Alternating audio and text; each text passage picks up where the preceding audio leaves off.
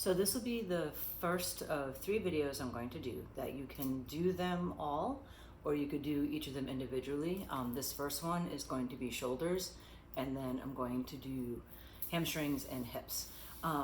So they'll all be probably in the 15-minute-ish range. And like I said, they can be done as a full practice if you want to do all 3 videos, or you could do any of them individually. So I'm going to go over to my mat. So some of the things I'm going to be doing for the shoulders, some of the pieces I've taken from some research I've been doing on Instagram with other teachers, Jill Lynch, and his Instagram name is Action Hero. His first name is Hero, and he has a really beautiful last name, and I'm afraid I'm going to butcher it. But if you look up Action Hero, you'll see it. And there's also Yoga Fundamentals. I mean, there's plenty of others that I kind of take things from or study, and that's how I've been trying to use Instagram right now rather than find a funky pose and try to recreate it. I'm actually trying to educate myself a bit. So, starting here, just coming into a seat, whatever's comfortable for you. I tend to start in Hero's pose only because of the fact that my quads and my psoas are usually relatively tight. And also I had a knee injury last year, so I think it feels like it's helpful to kind of get some space in my knees. So here, just let your chin drop in towards your chest. And then just start to rock your right ear over towards your right shoulder. And you can extend out through your left fingers, and you might even play a little bit with the height of your hand. If you feel like you want to bring your right hand down, lean over a little bit more, it can help increase the stretch in your side waist. And the more you kind of play with relaxing your head down towards your shoulder, or maybe even turning your head, this will give you some more space in your neck. And work with flaring out the fingers. You might even play with internal and external rotation. So external is turning the thumb out, internal is rolling the thumb down. Just noticing, like for me personally, I'm feeling more when I roll the thumb down towards the ground. And then you can let your left hand come down. Use your right hand to bring your head back to the center. Chin just might drop in towards your chest for a second. And then letting yourself bring the left ear over towards the left shoulder. And you might just see how that feels first, softening along your jaw. And then you can start to bring the floating of the right hand. And you might find on one side you want the hand to be a little higher or lower than the other. You can lean towards the left, but try to keep sitting down on that right sits bone so your hips are evenly on the ground. You can turn your head down. Like I know for me personally, the other side of my neck is tighter because of how I sleep. So you might notice that there's an imbalance for you too. Again, rolling the thumb down, rolling the thumb up. Noticing that for me here, I actually feel more on this side when I roll my thumb out, so external rotation. So again, I'm sure it has everything to do with the way I sleep and all that other fun stuff. And then you can let yourself kind of press down, draw yourself back up. Take your arms up overhead, hook your thumbs, and then bend your elbows like you're trying to pull your hands apart, but obviously your thumbs won't let you do that. And then soften it for a moment, reverse the hook of the thumbs, and then again, just pull them wide. And then from here, unwind. If you're in a pose other than Heroes, if you're in a cross-legged seat, reverse the cross of your legs. Now this is a little thing from Jill Lynch that I like that she shows, that taking the internal and external rotation of your arm as you circle it. So letting your hand come up. You'll notice you have to turn your hand. If you can't go back any further without externally rotating, and then you can let the fingers lightly come down. And same thing as you come up, until you turn your hand internal, you wouldn't be able to complete the circle. So it's something you would do without thinking about it, but what I want you to try to do here is think about it and just notice how it feels and getting some space in your shoulder. And then you might even find a place where you kind of pause and hold. Sit up nice and tall. You can use your right hand to help support you. And then maybe pause and hold with the fingertips down to the ground. And try not to let your chest get too uneven. Just pull that right side back. And then circle it back in front of you and just let it rest on your lap. And then same thing on the other side. Now the thing that you might find if you have an injury or if you have a shoulder that's had an injury in the past, you know, some of these movements might not be comfortable. So let yourself take any additional space that you need. Some people call this flossing. You could actually be doing it holding a strap or something in between your hands. And even though you still get the internal and external rotation, because your hands have to shift for it to come all the way around. And the next time your arm comes up, maybe let yourself pause as you start to rotate out. Sit up really nice and tall, using your belly, your erectors in your back to help you kind of stay upright. And then let the right fingers come down behind you. And then here, let the left arm just circle around again, externally rotate, and let both hands come down. If you can't reach the ground, you can let them rest at your low back or even your feet. Lift the chest. Let your chin tuck just a little bit. And then just nice and easy, you can let yourself kind of soften the spine. You might even draw the arms forward and just give a little cat's breath. And then from here, just let yourself come forward, coming towards the shape of hands and knees. Give yourself a little bit of room because you will be laying down on your belly in a moment. So just take a couple rounds of simple cat and cow. And it's interesting because if you take a moment when you let yourself drop your belly, really deliberately keep your arms long so you can squeeze your shoulder blades towards each other rather than softening your elbows. And then really press up like you were trying to push your spine right up onto the ceiling. And then letting yourself sink in. And of course, if you have really hypermobile joints, like I do, I actually have like a micro bend in my elbows, even though it doesn't look like I do. And then coil back up. One more time, letting yourself sink in. Now here, sit back towards child's pose. Now this could be done from hands and knees too, if it bothers your knees to sit back this far. Just take your right hand, walk it underneath, and walk your left arm forward. So it's very similar to threading the needle, but instead of rolling open to the left, we're gonna keep our chest to the ground. And then from here, take your left arm, try to cross it in front of the right. If that's too much, one arm is fine. But then take your hands into the mat, press down, kind of using your fingertips, and then act like you're trying to pull your arms towards each other. And that's gonna broaden your shoulder blades. Now, if you want to here, you can relax your head, and you might even lift your hips. Ow, yuck. Give it another breath. Then unwind, lift your hips, drop down, let your head lift up, walk out the left, walk out the right. And then before we do the other side, it might just feel good to come up, kind of open up the arms. We're gonna do an open chest opener too, and an open shoulder opener. Let your arms come out in front like you're in that child's pose shape. Left arm threads underneath, right arm goes straight forward. And this could also be done laying on your stomach. You don't have to be on your shins. And then you can walk the right arm across. Again, see, can you press your fingertips into the mat? Act like you're trying to draw your arms towards each other, letting your head go heavy, letting your hips lift if you want more. You know, the beautiful thing about this is, I'm guessing you're watching this at home, maybe by yourself, maybe there's someone else with you, but I can't see you. So you can really do whatever feels right for you. Even if you just want to watch this, take it for what it's worth, and then do your own variation of it later. And then lift your head up, let the hips come down. Walk your right arm out in front of you, walk your left arm out in front of you. This time roll forward. Come down towards your belly, and then let your right arm come out in line with your right shoulder. Flip the palm to face the sky, and then press into your left hand and lift your left foot. Roll your left foot to the earth behind you. Now, this can be it. I like to bend both knees and place both feet on the floor, knees to the ceiling. Some people like to bring the left hand around to bind it. For me to bind, my hands come way closer to my bum. So if I just take my left hand to my low back, that's actually going to give me a better stretch personally. But think of it as the more of your chest, belly, hips that faces the ceiling, the more of an opening you're getting.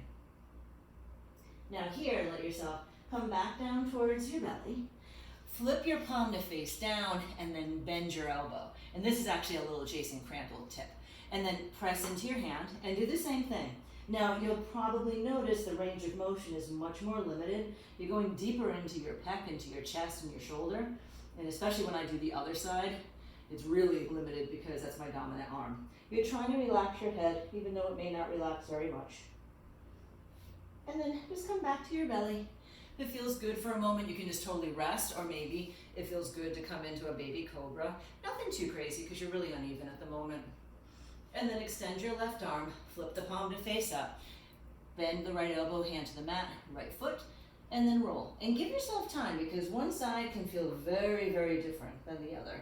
You could also, if you wanted to, take your legs into like a double pigeon shape, and all this is doing, the fancier the legs get, it's the more it's making your lower body face the ceiling, or your chest and your belly face the ceiling, which just makes the stretch deeper in your shoulder.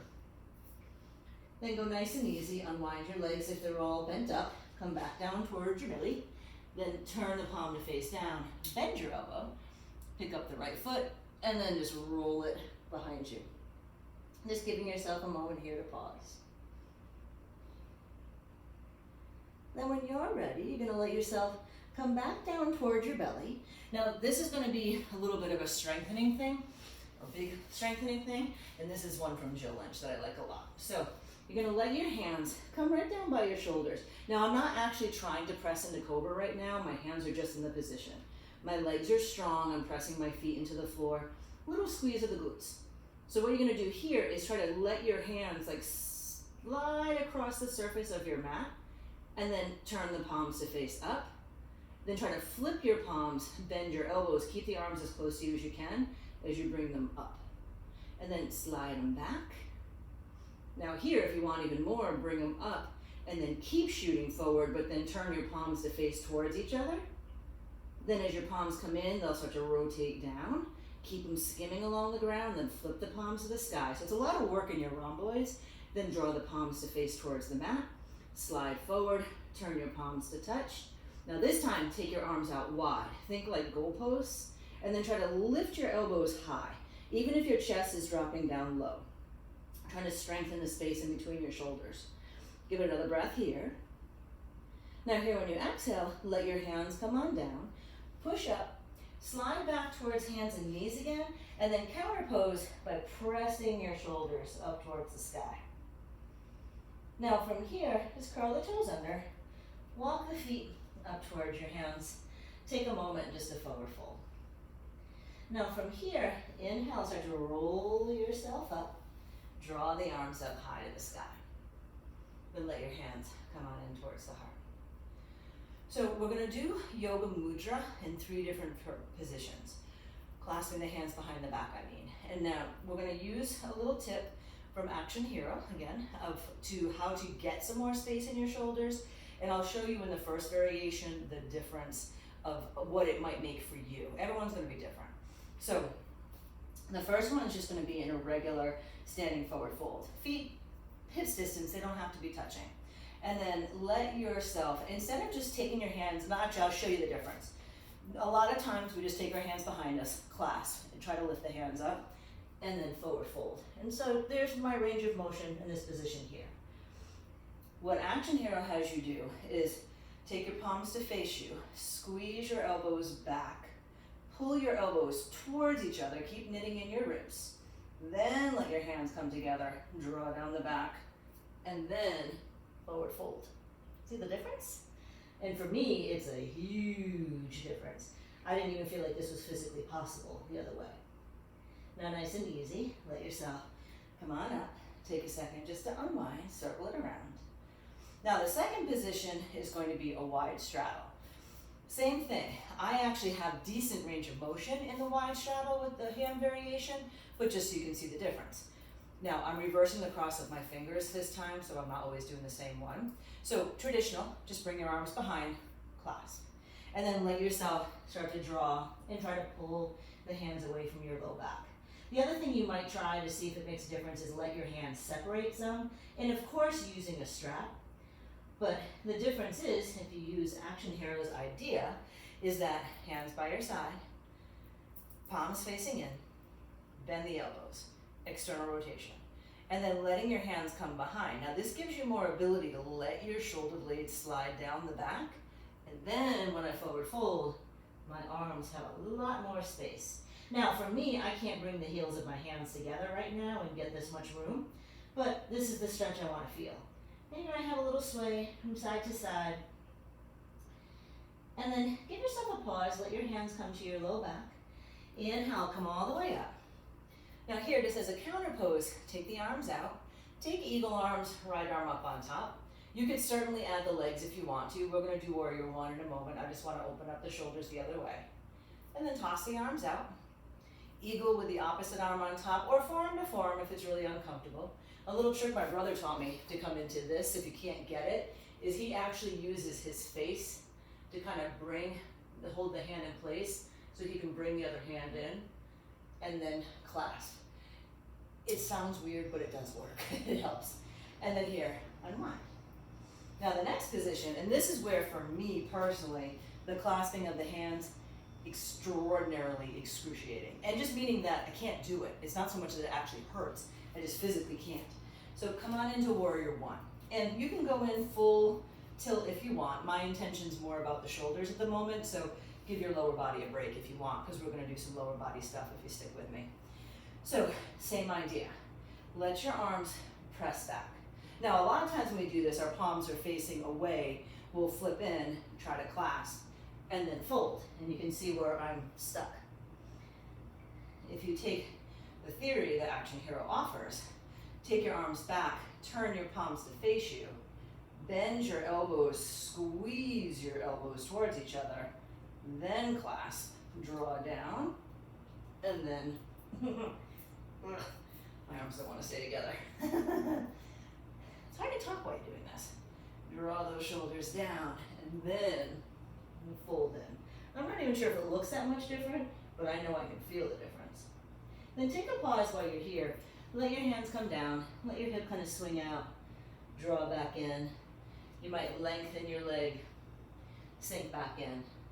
And then what you're gonna do when you're ready is just pivot over your left foot, your other foot. You can always step back to down dog and come forward if you wish. I'm just keeping it a little bit more simple. Bend the left knee, draw the arms up high. Now again, the more traditional is just bringing your hands right behind, and maybe this works well for you. But if you want to try, lean forward a little bit, turn your palms to face you, squeeze your elbows towards each other, then reach back, clasp the hands, get a little draw of the shoulders down the back, and then forward fold. And it's funny because you might even notice with one leg forward compared to the other, you might have more space.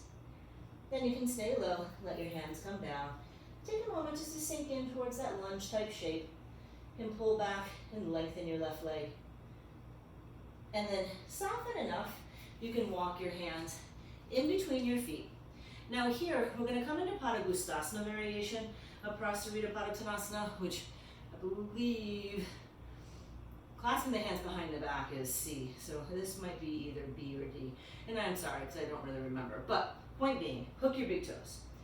Press the outer edges of your feet into the mat so you can feel your sits bones kind of spread. Here, I'm starting with a halfway lift, so my tailbone's reaching back like down dog, heart forward. Now, when you start to bend the elbows, let them flare out to the side, but try to make sure they're not dropping forward, so wrap them in towards you. Now, as you sink in here, watch the difference as I slide my shoulders away from the ears. So your neck is really long. Then inhale, take a halfway lift. And then once again, exhale and sink in. So first the shoulders might drop up, but then pull them up and away from your ears. Give it another breath here. Now just nice and easy, you can soften it. Let your hands come on up towards the hips. Come all the way up to stand. Now pivot back over your right foot. Now this time, right leg is going to stay long. Now first of all, if you have any issues with your hamstring or your back, you might want to do this with your left shin down on the ground, which actually I'll do that too.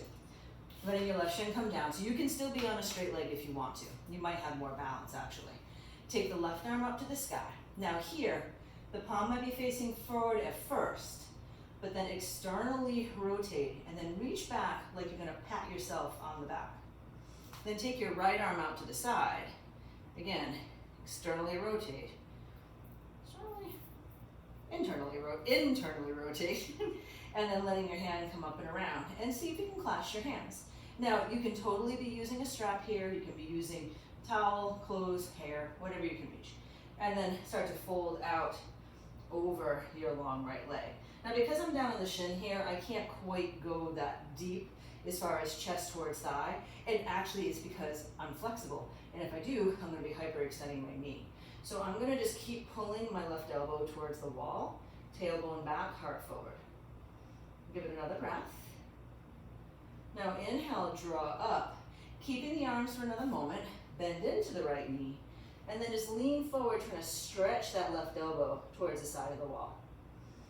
Give it another breath here. Now if you need your hands to transition safely, just unwind the arms, but if you're okay, pull up just enough. You can swing your left heel towards your right glute. Come on up for a moment, and then let yourself lean off to the left.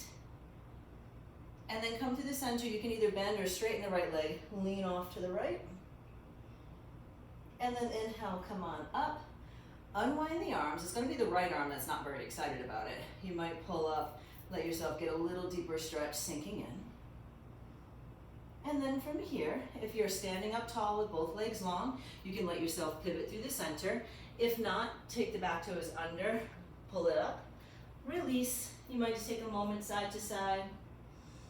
And then eventually you're just gonna spin all the way over your left foot. You might set it up with the left knee bent. It might feel a little less awkward. And then take your right arm up. Spin the right palm behind you. So again, just rotating, letting yourself bring the hand between your shoulders. And you'll probably find one side has more space than the other. Left arm up to the side, internal rotation of the left thumb, and then seeing if you can wiggle your left hand up towards the right. I can't connect nearly as well on this side because technically it's my right arm on the bottom, it's my dominant arm. And then you can start to lengthen the left leg, stretching out. So if you're in the pyramid shape, you can fold down as deeply as comfortable. So on this side, because my left shoulder, which looks like my right to you, but is really my left, is a lot tighter. I feel like the elbow's pushing my head down. So I'm kind of softening the arm out from behind me. My hands aren't touching. Give it another breath. Then soften in towards your left knee. Just keep reaching that right elbow towards the side wall. Then try to keep the arms unless you need them. Draw yourself up. Spin the right foot behind you. Now here, if you were standing up, you could just be in warrior two, but letting yourself think of reversing your warrior. And then stretch up and over, letting your right elbow stretch towards the leg, so like you're in side angle. And then here, you can let yourself draw back up. If you're coming up from the warrior shape, you can just pivot your feet through the center. If not, let your right foot swing out from behind you, letting yourself just start to pull back. You can start to unwind the arms whenever you wish. You might want to climb up and over. And then you can exhale, let your hands come on down, curl the back toes under, and then come on into a wide straddle. Now, depending on your flexibility and or your arm length, you might need a couple blocks here. So I can technically get my forearms down to the ground without blocks, but I'm going to use them for the sake of showing you. Now, you can sink back, let your head kind of drop down between your arms. So think of it like you're doing dolphin with straddle legs. And if even this was too much or didn't feel right, you could be like a down dog and letting yourself get a little bit more space in your shoulders. Soften along your jaw. And then it's nice and easy. You can walk your hands back up, heel toe your feet in towards each other. Come all the way up to stand. And then hands in towards the heart. So that was just a little brief piece about shoulders. Oh, and it was 20 minutes, even longer. But again, just some little tips. There's lots of different things you can do. That's just something I wanted to offer.